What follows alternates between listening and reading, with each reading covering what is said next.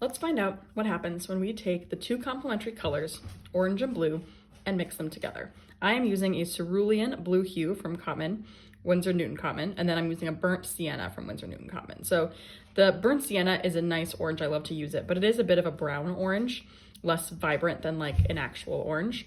And then the Cerulean is a kind of a warmer blue versus like an ultramarine. So depending on what blue or orange you use, it could always make a bit different results.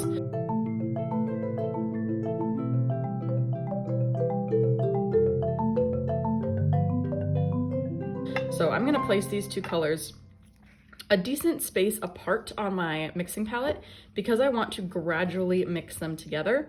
So I'm gonna leave 5 spots in between so that I can get a pure half and half, and then I can get a gradient on either end. So we'll see how this works. Now I'm doing one of my favorite simple paintings to do. It is just a mountainscape of changing values and changing pictures. So I'm using my plain blue to start. So this is watercolor, which means I need plenty of water to make the color work. Even though it came straight out of my tube, I do not want to use it like acrylic. I want it to be a very watery consistency. So with plain blue, I'm gonna start with my sky. And to make my sky, I'm trying to create a wash, which means it needs to be very wet. If your watercolor paint is wet, then it will not create any hard lines. Later, we will want some hard lines, so we will do some wet on dry. But right now, it is going to be wet on wet. And I want my sky to fade lighter so my mountains can go on top of it without seeing all the blue show through. So I'm gonna have the top of my sky be the boldest blue, and I'm gonna let it fade down. Now, since I want to do wet on dry, I have to make sure this is dry before I paint my next step. So I'm gonna be using a heat gun to speed up the drying process. Hair dryers also work, or you can leave it, let it dry and come back to it later. Whatever works, let's dry it. Okay, so for the next value, I want to have mostly blue. So I'm gonna grab a nice big blob of blue, and then just a little bit of my burnt sienna or my orange. Feels like too much. And then I'm gonna mix those two together here. My goal is that it still looks blue and that I have room for it to slowly change again. So I'm gonna have two mostly blues, a half and half. So I think this is pretty good. I might add a tad bit more blue to it. If you're working from paint pans, then it'll take a little bit more effort to wake up that paint to make sure it works. That's totally fine. I do that all the time. But using tubes like this is helpful when you're really mixing a lot of paint colors and you need a lot of pigment. Okay, so this sky is dry, so I'm gonna use my wet paint to draw my mountain. When I paint mountains, I like to point my brush up so I can create a nice pointy ridge for my mountains. Now, in order to put more mountains after this, I need to make sure this color once again fades, just like I did with my sky. This will also create a very fun atmospheric perspective. It's gonna make it feel like it's foggy in the distance. And sometimes I go back and I add just a little extra pigment right up at the top here to make sure it feels nice and bold. So if it feels like it gets too washed out, while it's still wet, you can throw a bit extra pigment in there and then again, let it fade as it gets lower. I'm aiming to get my mountains about to the middle when I get to my halfway point so that I have room for all my values. I'm gonna go ahead and dry this mountain. So what I'm already learning about this paint is that my sienna is a bit more yellow than it is orange. So you notice that my blue didn't just mute, it also got a little bit greenish, which is a beautiful color, but it might not be expected. If I was expecting these two to make a perfect brown, I might be a little surprised when that happens. So, oops, so then I went too far. This is almost a brown color. So that's more what I'm gonna look for in the middle of my mixture. So I'm gonna come back and grab some more blue and make sure that I can get an in-between. I'm looking for less vibrant than my previous color, but not quite brown. I think I'm pretty close. I'm gonna grab a tiny bit more sienna. Ideally, I would have a gradual change, so each color is changing the same amount, but that's nearly impossible to do perfectly, so we're just getting close. Okay, I'm pretty happy with this. It is a nice kind of greenish tint. And then once again, I'm gonna point my brush up. I like to try to change the mountains. Maybe this time it's gonna be really tall on this side and get really low, just to make it feel different than the mountain I had before. So I like to change the direction that it's going, and then once again, fading it down. I feel like I want this to be a bit taller, so I can still do that while it's wet because I need room for my middle value. I like to clean off my brush completely if I need to lift out. See how that gets so much lighter? So I don't want it to be that dark down that low because I need to be able to put my next mountain on top. So I'm using a dry brush to soak up that paint. And this way I can have that gradual fade. And I can go back and I can add some extra pigment at the top there. You could even play with tilting your paper to let the pigment kind of run to the top so that you get a nice bold top to it and then fade it down. Extra water will also help to fade that color out because you're watering down the pigment and you're making it more transparent. All right, time to dry again. Okay, so I'm getting to my middle brown. So my goal is to have the same amount of blue and orange, or at least whatever ratio I need to get to my most neutral value. So I'm looking for complete brown. So I went too far towards the orange. Right now it went from green to orange. So I need to go back and add some more blue.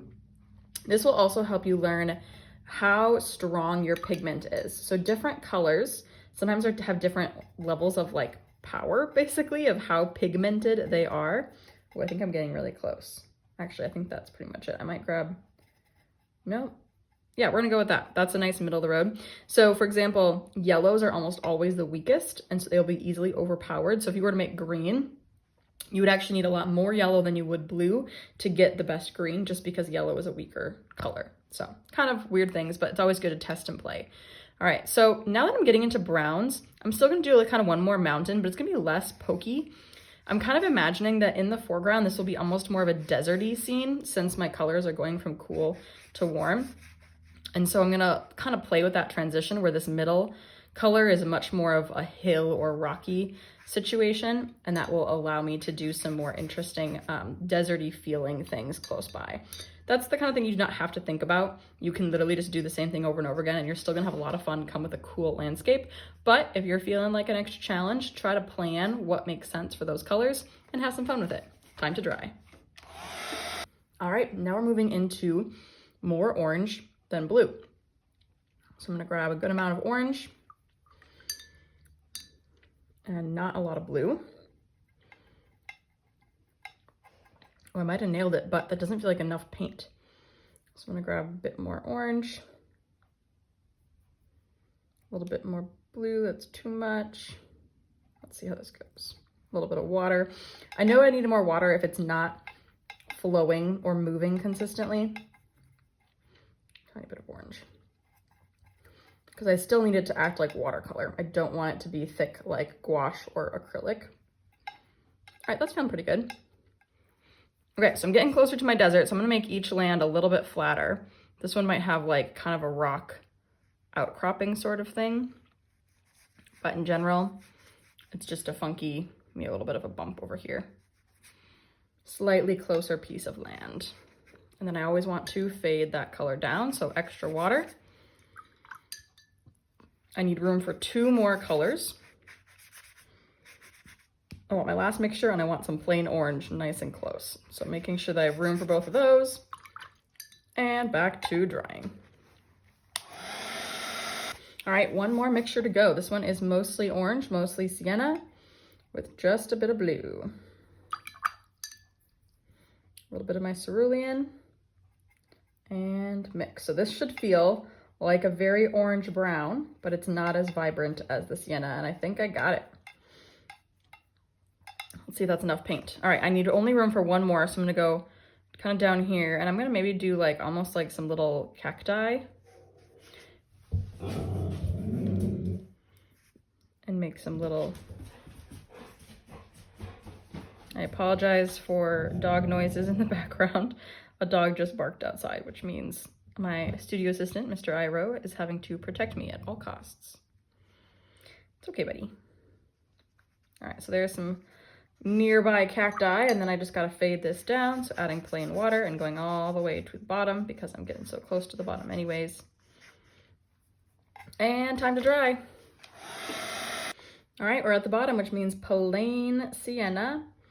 You'll notice earlier I moved the blue out of the area and do that with the sienna as well. I don't like to pull straight from the paint because I can't tell how much paint I have on my brush. I always like to throw it over into the mixing area, because then I can better see how thick or how watery it is before I paint with it.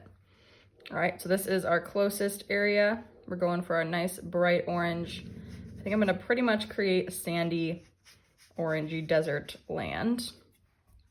I'm kind of realizing now cacti wouldn't actually be, you know, orange. They'd be like a green thing, but I don't know. I kind of do want another cacti thing, cactus. So I'll make a bigger one since this is closer to me in the foreground. I'll just make some kind of bumps. And we're gonna see if that works. Maybe there's a bump over here for another little planty thing. All right, final dry, and we've got this thing. All right, now this is one example of complementary colors and how when they're mixed completely, you can get a nice brown. But what's almost more interesting is these partial mixes. I love this greenish brown color, and same with this nice burnt.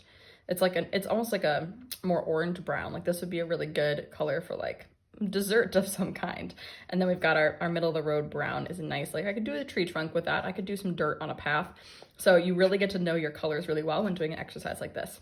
Check out future videos for 2 more versions where we'll go through the other pairs of colors. We will do some red and green mixture. And of course, the final one is purple and yellow. So let's take a look at how all these complementary colors mix and what they look like so that you can feel more confident when you're mixing colors. And finally, if you really want to dig into color theory, check out the description for my color theory masterclass where I take you in depth on color theory specifically for watercolor artists. All in one spot, you'll learn it all in an hour and you'll feel a lot more confident after the fact. So I hope you enjoyed and happy painting.